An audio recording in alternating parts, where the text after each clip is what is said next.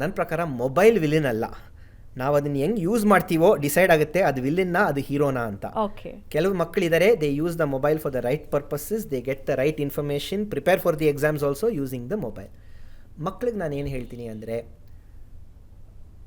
R you the master or are you the slave? ಇದು ನನಗೆ ತಿರ್ಗಾ ನನ್ನ ಗುರು ಮಹಾತ್ರಿಯಾ ಅವ್ರು ನನಗೆ ಹೇಳ್ಕೊಟ್ಟಿದ್ದು.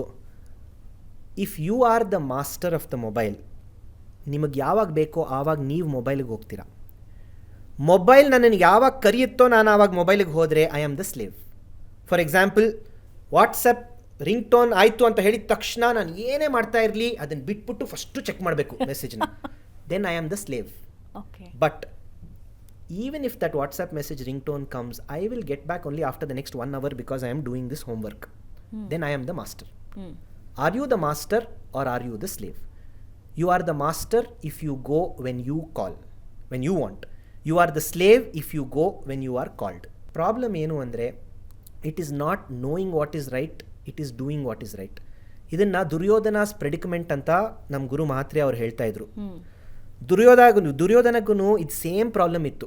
ಒಂದು ಎಪಿಸೋಡ್ ಇದೆ ದುರ್ಯೋಧನ ಮತ್ತು ಕೃಷ್ಣ ಮಧ್ಯ ಮಹಾಭಾರತನಲ್ಲಿ.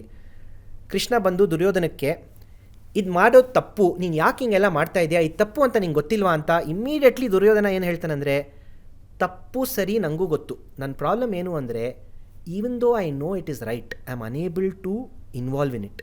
Even though I know it is wrong, I am unable to avoid it. ಎಲ್ಲ ಮಕ್ಕಳನ್ನೂ ಕೇಳಿ ಅವ್ರಿಗೆ ಗೊತ್ತು ಮೊಬೈಲ್ ಫೋನ್ ತುಂಬ ಯೂಸ್ ಮಾಡೋದು ತಪ್ಪು ಅಂತ. ಆದರೆ ಆ ತಪ್ಪು ಅಂತ ಗೊತ್ತಿದ್ರೂ ಮಾಡೋದು ಕಷ್ಟ.